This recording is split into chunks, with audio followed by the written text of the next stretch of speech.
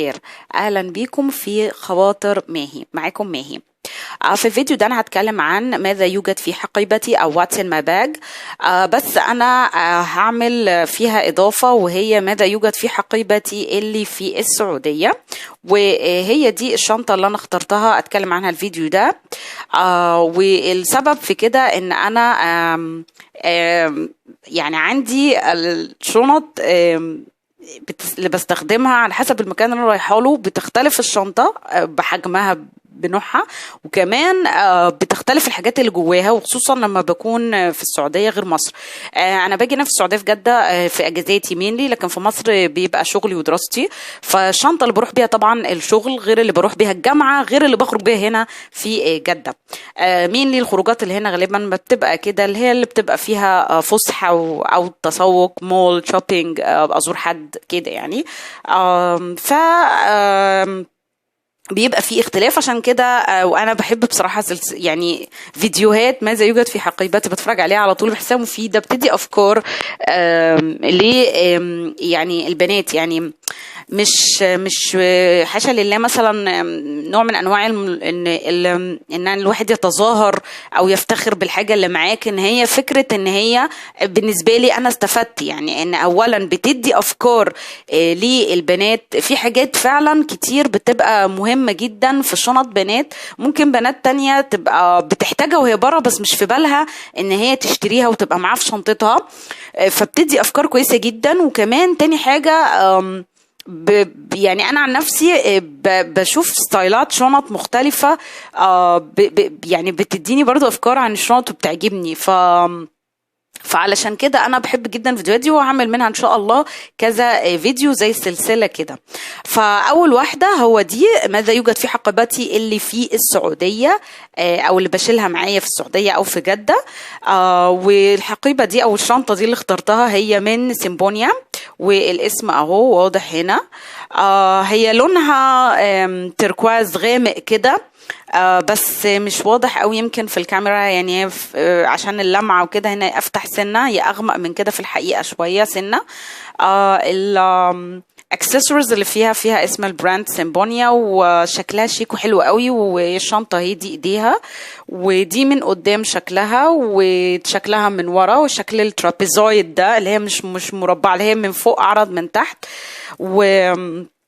ليها سوستة من هنا من ورا. وكانت ب200 ريال سعودي من جدة هنا، بس مش فاكرة من انهي مول. جايباها من السنة اللي فاتت، كانت صراحة والدتي هي اللي جايبها لي هدية في عيد ميلادي السنة اللي فاتت.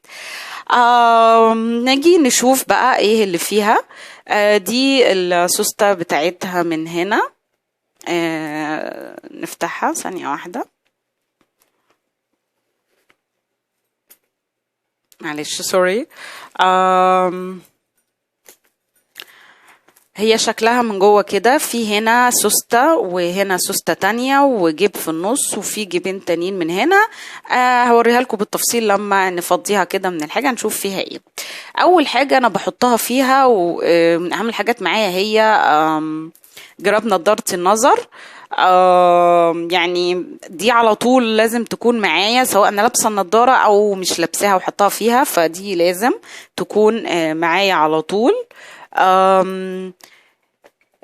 كمان من الحاجات اللي لازم تكون معايا على طول برضو مهما كنت شايله، هي دي نوت بوك، يعني نوتة بسجل فيها، اكتب فيها اي حاجه انا عايزاها، مصروفاتي، فلوس عليا، ليا حد ليه حاجه، ارقام، اي حاجه عايزه اكتبها، افكار، اي شيء عايزه اكتبه هنا. ودي غير التو دو بلانر بتاعتي التانية ضخمة كده، وانا اللي مصممها بنفسي، فما بخرجش بيها هنا خالص في السعودية، بس بخرج بيها في مصر. لكن دي الصغنونة دي هي اللي بخرج بيها كنوتة افكار كده، اسجل فيها اي حاجة انا عايزة اكتبها عامة يعني. وهي ممكن زي ده بعمله زي جيب، فممكن احط فيه اوراق او كده، وكمان حاطه فيه القلم اللي اكتب بيه في النوتة دي. انا بحب قوي النوت اللي هي بتبقى سلك يعني. فحاطه فيه كمان قلمين، واحد اسود وواحد ازرق. الاسود ده هو ده انا كنت واخداه من دماك ميزون في دبي، ده ماك ميزون، ده ريزورس او اوتيلز، ده فندق يعني معروف قوي طبعا. كنت نزلت فيه واخدته منه، وده من الكراون بلازا في جدة، وحطهم هنا على طول علشان اوصل لهم بسهولة. فلازم يبقى معاكي نوتة وقلم، بصراحة الواحد على طول بيحتاج ورقة وقلم. وميزة السلك ان انت لو حتى قطعتي ورقة اديتيها لاي حد، تدي رقمك لحد مثلا او عنوان لحد او كده، ما تبوظلكيش بقية النوت. فحلوة قوي، وكمان شكلها شيك بالحافظة الجلدية بتاعتها. كمان من الحاجات اللي في الشنطة مهمة قوي طبعا مناديل لازم تكون معاكي في الشنطة، لازم يكون معاكي. انا ببقى معايا من علبة دي 3-4 علب مثلا، لازم يكون معايا مناديل بصراحة في الشنطة، يعني ده شيء اساسي يعني. كمان النضارة النظر نضارة الشمس، لازم يبقى معايا نضارة الشمس. انا ما بقدرش اخرج من غير النضارة الشمس يعني. يعني انا اساسا ما اقدرش افتح عيني كده في الشمس لو خرجت من غير النضارة الشمس، فلازم تكون نضارتي الشمس معايا. هي كنت جايباها من جدة برضو، بس هي مش وداني دي تيد بيكر، بس هي مش من تيد بيكر يعني، هي ماركة تانية مش فاكرة ايه. بس مش عارفة هو ليه الراجل في المحل اداني اللي هو اسمه ايه ده، جراب تيد بيكر، بس هو جراب حلو. ودي النضارة اهي شكلها، الماركة بتاعتها ايه مش عارفة الاسم هنا مش باين. كاشاريل. اهي دي من ذا ادرس اللي في شارع التحلية في جدة، محل معروف قوي للنضارات يعني، خصوصا نضارات الشمس. فنضارة الشمس لازم دي من اساسيات شنطتي، لازم تكون معايا، لازم يعني. اي شنطة لازم تكون معايا، خصوصا لو انا خارجة الصبح يعني، مش بالليل. لو بالليل ما بتبقاش في الشنطة. من الحاجات كمان المهمة، ولازم تكون شنطتي دي أنا بسميها عدة طوارئ للضوافر. دي فيها يعني حاجات للعناية بالضوافر كده، اهي بصراحة مهمة جدا. فيها مبرد وفيها قصافة، فيها كمان ملقاط، والأداتين التانيين دول للضوافر أنا بصراحة ما بستخدمهمش خالص. لكن بستخدم الملقاط والمبرد بالذات، والقصافة سوري القصافة ممكن تستخدميها بقى لو أي حاجة حصلت، ضفرك اتكسر عايزة تظبطيه. فبصراحة مهمة جدا جدا، ودي من الحاجات اللي بصراحة ما استغناش عنها، وشايفة انها لازم تكون في اي شنطة يعني، ضرورية لأي شنطة. محفظتي طبعا، بس دي جزء من محفظتي اكبر من كده. وانا هنا ما بشيلش حاجات كتير في جدة يعني، ما بشيلش فلوس كتير ولا كروت كتير ولا كده، ما بحتاجش يعني محفظتي كلها الكبيرة. فدي بس جزء من المحفظة بتاعتي، بحط فيه شوية فلوس وكروت المهمة ووايبس مثلا، ولا أي حاجة كارت محتاجاه وخلاص، أي حاجة بسيطة يعني. كمان من الحاجات اللي بتبقى لازم معايا العلبة دي فيها ايه؟ فيها فيل؟ لا هي ما فيهاش فيل. العلبة دي بحط فيها انها حاجات في مناديل كده. انا بحط فيها سواك، وبحط فيها انا لفاف منديل عشان بحب الحاجات تبقى نظيفه، وبحط فيها كمان دنتال فلاس من اللي هو بنيدل، مش اللي هو اللي بيتلف، اللي هو يعني بهاندل كده. اوريكم شكله اهو، اللي هو النوع ده. لان انا لما بخرج لو كلت او اي حاجه، احب على طول ان انا اول باول كده انضف سناني، فاخش على الحمام اتمضمض واظبط، اشيل اي حاجه بقى، بقايا اكل، اي يعني هستخدم السواك. بحب قوي لازم نفسي يبقى منعش وسناني نظيفه وبتلمع، لازم يعني. وانا كمان مش من هواة اكل اللبان قوي، في ناس بتاكل لبان على طول بعد الاكل، لكن انا مش من هواة ده قوي، فبدله بستخدم منتس، بس هي خلصت عندي، فابقى اوريها لكم ان شاء الله فيديو تاني ما اجيب منه تاني ان شاء الله. ده كمان لازم يبقى معايا على طول. ده عبارة عن ايه؟ ده اكياس سوري يعني ليه قعدة التواليت مهمة جدا، لان لما بخش الحمام ما اقدرش استخدمه كده على طول مهما كان نظيف، برضو دي حمامات عامة يعني، فلازم استخدم ده بيبقى على مقاس يعني التواليت بالظبط يعني، بتفرديه عليه وهو من يعني نوعيته زي كده، زي كيس البلاستيك كده، فما بي يعني مش permeable خالص، ما بينفذش اي حاجه، فحلو جدا جدا. ولا استغنى عنه بصراحه يعني، ده معايا على طول برضو في اي حته. ادول مسكن يعني، اي مسكن، ادول، بنادول، اي حاجه، اي مسكن لازم بيبقى معايا مسكن علشان صداع مثلا او كده. من الحاجات المهمة قوي معايا لازم تكون معايا هي مية. المية دي يعني مهمة جدا يا جماعة، لازم يبقى معاكوا ازازة مية صغيرة كده تحط في الشنطة، علشان لازم تشربوا. المية مفيدة، والواحد ممكن لو خرج طول اليوم ممكن يلاقي نفسه طول اليوم ما شربش غير حبة قد دول، فلازم يبقى معاكوا مية وتشربوا كل فترة كده، خدي ولو بق مية كده عشان تفكري نفسك انك تشربي على طول. المية مهمة ومفيدة جدا. ايه كمان؟ كريم للترطيب، لازم كريم ايدين، وكريم دوف للايدين، ده حلو قوي قوي قوي قوي. غير ان هو ريحته حلوه ريفريشنج كده، هو نفسه حلو قوي ولطيف وبيرطب حلو قوي، انا بحبه قوي، ما بستغناش عنه برضه، لازم يبقى معايا على طول.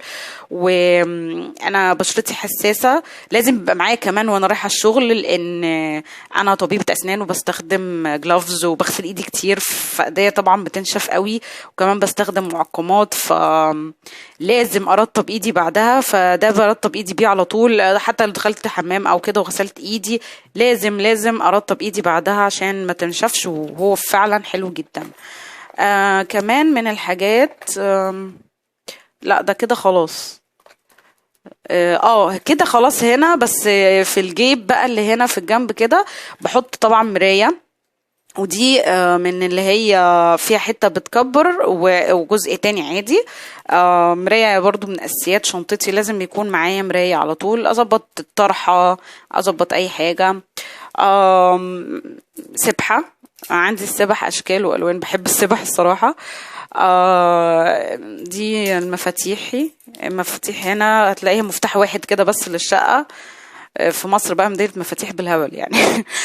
بس هنا غالبا السوستة دي غالبا يعني ببقى بحط فيها مناديل، بس علشان انا يعني بشيلش مناديل كتير هنا في جدة بصراحة، فبتكفيني بس واحدة علبة فاين او كده. السوستة التانية بقى اللي هنا دي بحط هنا دايما، وده بيبقى في اي سوستة بتاعت اي شنطة في اي حتة خارجة فيها، بحط قطرات مرطبة.